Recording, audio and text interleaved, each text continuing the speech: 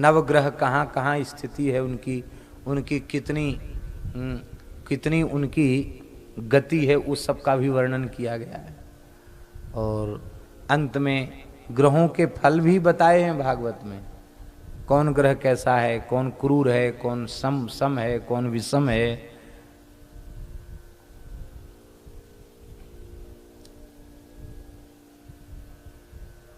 यदि तू भगवत शरणागत है तो का करी है नवग्रह रंक। जो कृष्ण चरण मन अर्पित तो कहा करी है नवग्रह रंक, श्री महाप्रभु जी का वाक्य है। नवग्रह रंक क्या करेंगे? एक ऐसा व्यक्ति था जिसके जन्मांग में ग्रह इतनी अशुभ स्थिति में थे कि उस व्यक्ति को जीवित नहीं रहना चाहिए था, मर जाता हो। सभी ग्रह उसके विरुद्ध, अष्टग्रह कहें क्या कहें, सब उसके मृत्यु देने वाले थे। और वो फिर भी फक्कड़ भजनानंदी। एक ज्योतिष के पंडित मिल गए, बोले तुम तो बचोगे नहीं, तुम तो मर ही जाओगे। बोले कब मर जाएंगे बता दो, थोड़ा भजन और बढ़ा देंगे। बताया ये समय है, इस समय तक तुम बचोगे नहीं।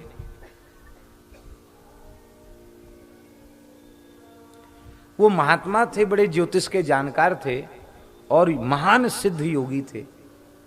उन्होंने बताया था कि तू मर जाएगा। और उसके बाद महाराज प्रयाग में कुंभ आया तो व्यक्ति फिर मिला, खूब प्रेम से माला जप रहा था। तो उन्होंने कहा तुम वही आदमी हो? बोले हाँ हम वही हैं। मरे नहीं? बोले सिर में भी दर्द नहीं हुआ। मरने की बात तो छोड़ दो, आपने बता दिया था मरोगे, तो हमने और बिल्कुल बोलना छोड़ के खूब अखंड माला फेरी। अरे बोले ज्योतिष शास्त्र झूठा कैसे हो गया? तब उन्होंने समाधि लगाई और नवग्रहों से संपर्क स्थापित किया। भाई तुम भूल भाल कैसे गए? तुमने ज्योतिष झूठा कैसे कर दिया? तो सबसे पहले उन्होंने ग्रहाधिराज सूर्य से कहा तुम्हारी स्थिति तो इसके जन्मांग में ठीक नहीं है, तुम क्रूर ग्रह हो, तुमने इसका कुछ बिगाड़ा नहीं। सूर्य नारायण बोले भाई देखो ये जो जातक है ना, ये श्री कृष्ण भक्त है और श्री कृष्ण मेरी बेटी यमुना जी के पति हैं, मेरे दामाद हैं। मेरे दामाद की इतनी भक्ति करता, उसका बुरा मैं कैसे कर सकता हूं? सूर्य नारायण ने हाथ जोड़ लिए। अब उन्होंने चंद्रमा से कहा कि तुम तो बहुत नीच स्थिति में हो इसके जन्मांग में, और बिल्कुल इसको तो क्षय रोग होके मरी जाना चाहिए, ये मरा नहीं। बोले भाई देखो बात ऐसी है, ये अनन्य श्री कृष्ण भक्त है और श्री कृष्ण चंद्रवंश में प्रकट हुए हैं और चंद्रवंशावतंस श्री कृष्ण का भक्त है, तो भला मैं इसका कैसे कुछ बिगाड़ सकता हूं? ये तो हमारे खानदान में प्रकट हुए भगवान, हमारे खानदान का है, चंद्रवंशी ही है, क्योंकि श्री कृष्ण की शरण हो गया है, उनका पुत्र है, सब कुछ है उनका। चंद्रमा ने पल्ला झाड़ लिया। अब मंगल से पूछा तुम तो क्रूर ग्रह हो, तुमने कुछ क्यों नहीं बिगाड़ा? मंगल बोला भाई देखो हमारे तो बहुत संबंध हैं, रामावतार में हम राम जी के साले हैं,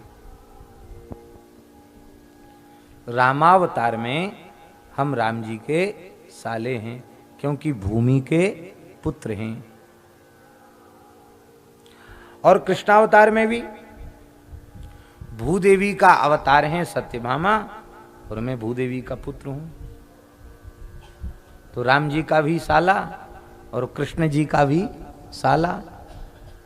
तो चाहे राम भक्त हो चाहे कृष्ण भक्त हो, तो भाई क्यों, हमारा तो वो भांजा लगता है।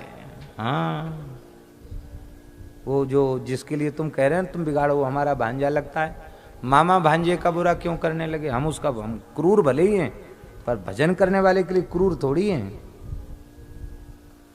बुध से कहा, बुध बोले हम तो किसी का ज्यादा बिगाड़ते नहीं, हम तो 100 मिगरे हैं, बकरी होते हैं तो कुछ इधर उधर कर देते हैं, पर हम बकरी उन्हीं के लिए होते हैं जो विमुख जीव हैं।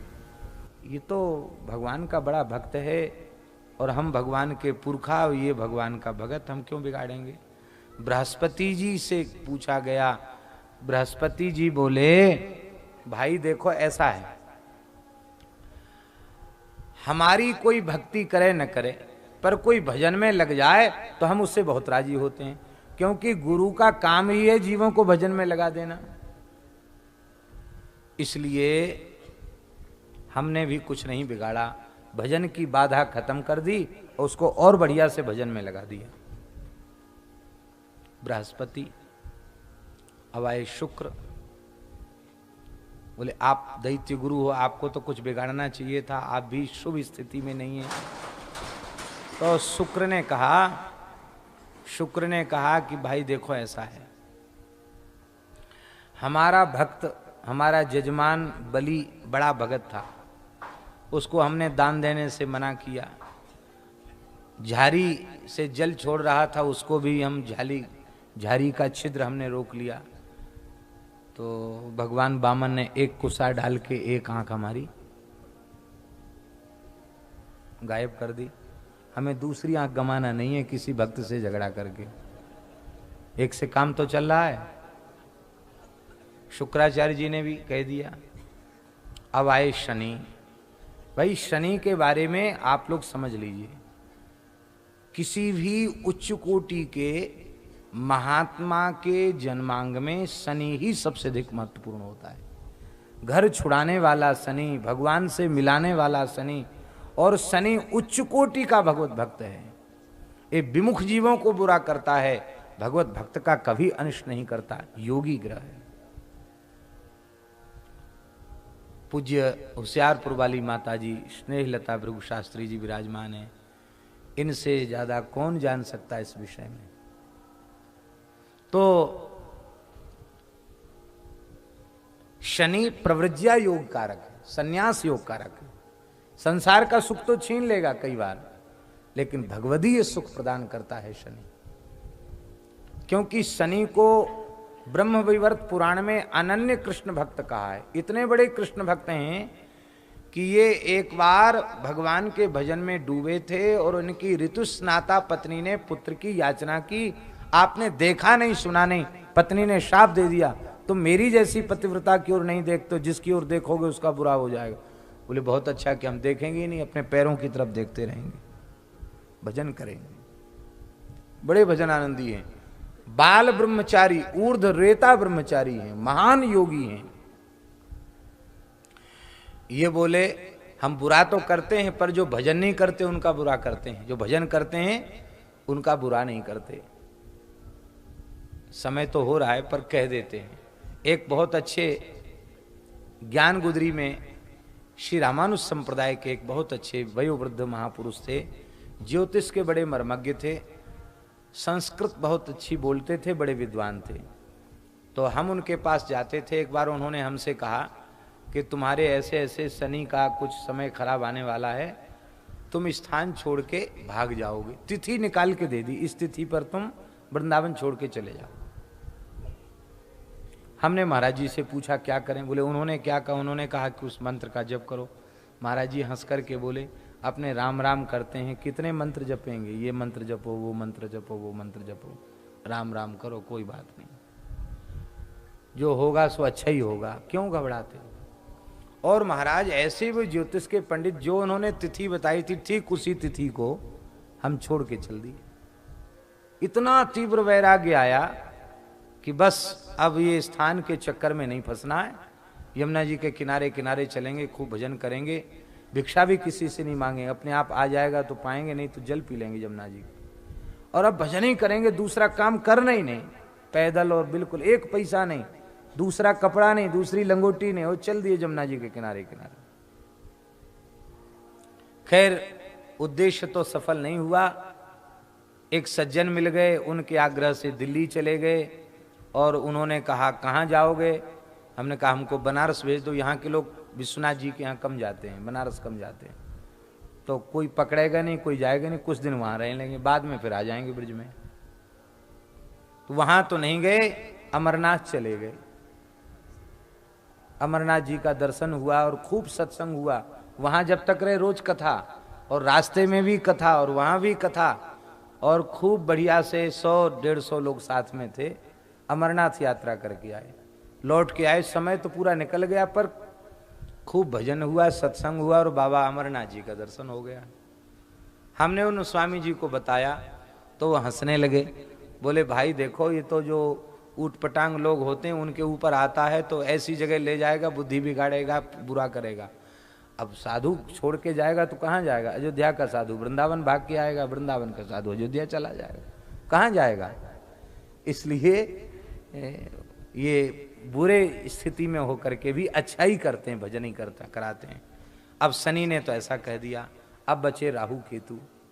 अरे भाई तुम तो दैत्यों के पक्ष को हो, तुमको तो कुछ न कुछ कम से कम सिर में ही दर्द पैदा कर देते। राहु बोला ऐसी शिक्षा मत दीजिए। एक बार हमने गड़बड़ किया तो हमारे 2 टुकड़े हो गए, धड़ केतु और सिर राहु, और फिर हम भक्त का कुछ बिगाड़ेंगे तो पता नहीं कितने टुकड़े हो जाएंगे हमारे। इसलिए हम भक्त का कुछ नहीं बिगाड़ सकते। महात्मा थोड़ी देर में समाधि से उतरे और वो जो भक्त था ना अवधूत, उसको कहा तुम ज्योतिष से बाहर हो, घूमो, तुम कभी मरोगे ही नहीं, जब तक भगवान चाहेंगे तब तक जियो, कोई तुम्हारा कुछ बिगाड़ने वाला नहीं।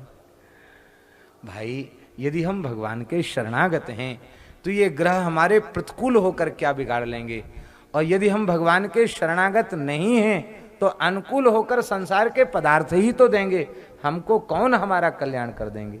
इसलिए भगवत शरणागत होकर के भजन में लगना चाहिए।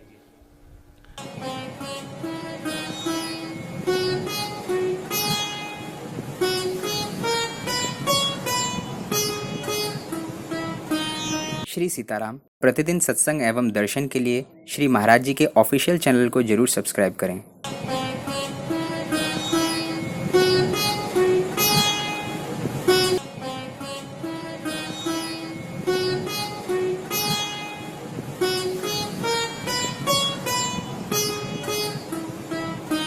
श्री सीताराम